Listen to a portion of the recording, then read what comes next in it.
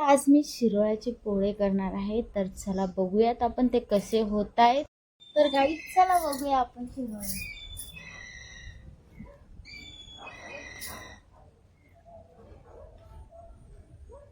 तर आपण माझ्या सासऱ्याने मेहनत केलेले शिरोळे तुम्ही बघा कसे आहेत ते.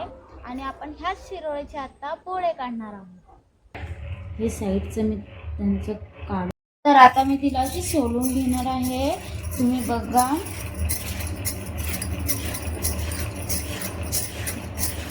नॉर्मल सोलून घ्यायची.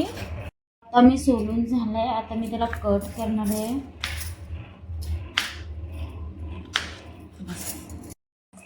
तर मी आता त्याला किसून घेणार आहे.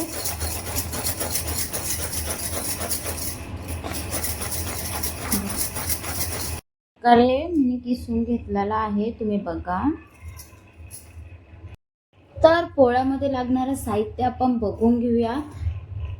बेसन, तांदळाचं पीठ, आलं लसूण मिरचीची पेस्ट, हळद, कोथिंबीर, लाल तिखट, गरम मसाला, खोबरं आणि मीठ. तर आता मी त्यात आलं लसूण मिरचीची पेस्ट टाकते. त्यानंतर मी त्यात 2 स्पून बेसन टाकलं आहे. 1 स्पून मी त्यात तांदळाचं पीठ टाकलेलं आहे. हळद टाकलेली आहे थोडीशी. गरम मसाला टाकलेला आहे थोडासा.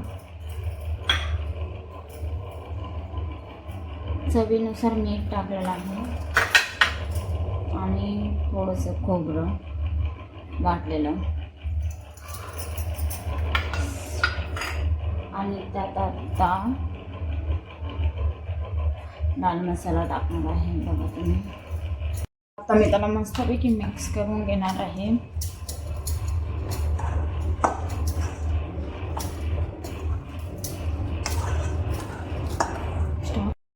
तर आता मी मिक्स करून घेतलेला. तर तुम्ही त्यात कोथिंबीर टाकते. तुमच्या अंदाजाने कोथिंबीर जेवढं तुम्हाला वाटेल तेवढी टाका. तर अशा प्रकारे बघा असं मिश्रण करून घ्यायचं त्याचं.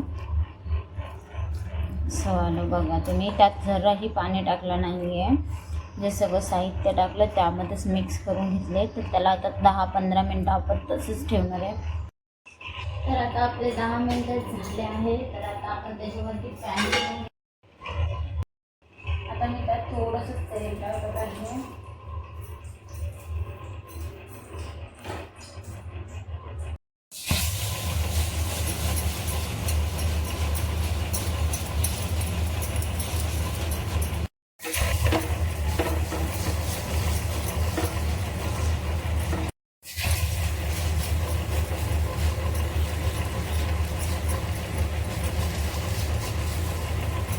साईडने आता आपण ते शिजवून घेणार आहे.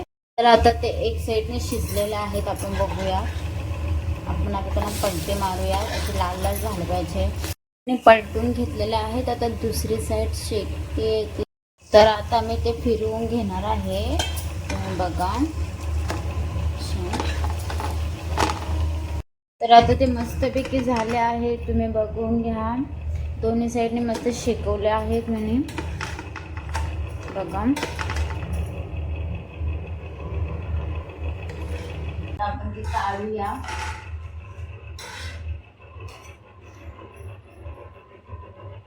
आम्ही ते पूर्णपणे केले आहेत. तर आता आम्ही वरण भातासोबत खाणार आहे. आणि आम्ही सांगूच कसे झाले. तर तुम्ही पण करा आणि तुम्ही पण आम्हाला कमेंट करून नक्कीच सांगा. बाय.